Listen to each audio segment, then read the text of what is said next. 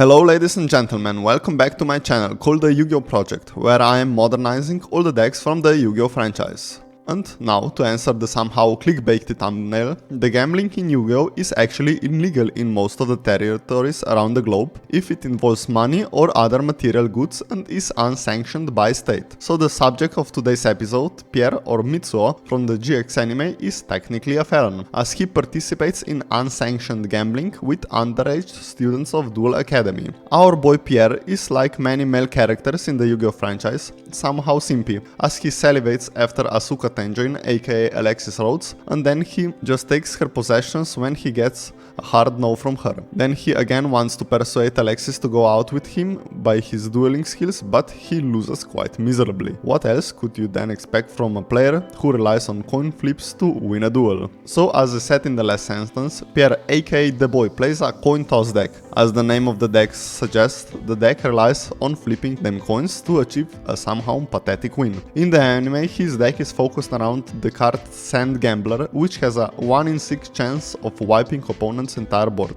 The odds of this card are not very good, but as it was the centerpiece of the deck, I had to include it. He also plays a second coin toss and a fairy box, which are two coin flipping cards which are actually somehow decent, as the first one can redo a coin toss and the second one can zero out opponent's attack points. Then he also plays the snake hair, which is convenient for a rank 4 place. So in essence, the deck revolves around coin tossing. And so I added in some other coin tossing cards such as head judging and misjudge. Then the deck relies on some cards such as Baguska and Summon Limit to control the game, and has some generic XYZ and Link utility in the extra deck. And as all of my decks, this one again will be built according to the 6 deck building rules of the Yu-Gi-Oh! Project.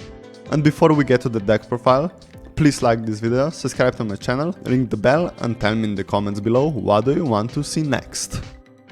In the main deck there are 2 copies of Snake Hair for rank 4 place, 3 copies of Misjudge, a somehow quirky monster which can negate the first effect that opponent would resolve once per turn. 3 copies of Legendary Gambler, a quirky coin-tossing monster which can be in fact somehow good, as it can wipe opponent's board, discard a card from opponent's hand, or can even set up our graveyard by destroying Proton Blast, for example. Then 3 copies of Sand Gambler, a bit worse version of the Legendary Gambler, as this monster only has a board wiping ability. Then 3 copies of Unexpected Die to summon Snake Hair for rank 4 place, 2 copies of Magic Planter for draw power and graveyard setup, 2 copies of Pot of Duality for draw power since our deck does not special summon that much, 3 copies of Second Coin Toss which allows us to manipulate the coin tossing results, 2 copies of the Pets of Destiny to burn our opponent or to heal ourselves, hopefully, then 2 copies of the recently popular Fiend Comedian, one of the most broken coin tossing cards in my opinion, as it has 2 beneficial effects. It can set up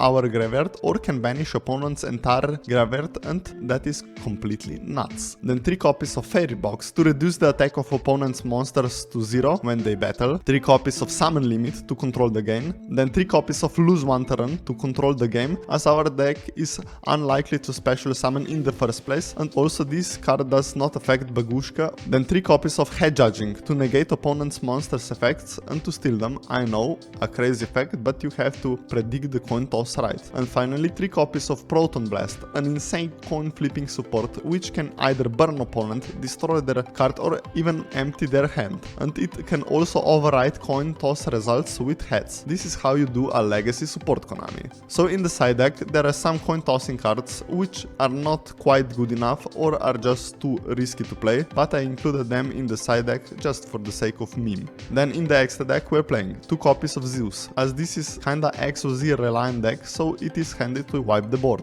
Then 2 copies of Vespenator, as it has a nice battle ability, a nicer monster reborn ability, and is an extra Zeus material. Then 2 copies of Tornado Dragon to deal with back row, 2 copies of Babushka, the key card and the key monster of deck, as it is a great stall mechanism and allows us to draw some extra cards in the meantime. Then a copy of Castel to shuffle monsters back into the deck, 1 Exiton Knight to wipe the board, 2 copies of Dugares for draw power and graveyard setup with Proton Blast, and finally Nightmare Trio to deal with problematic cards if we have monsters with different levels on our field. And that would be it, my friends, so let's see the deck in action.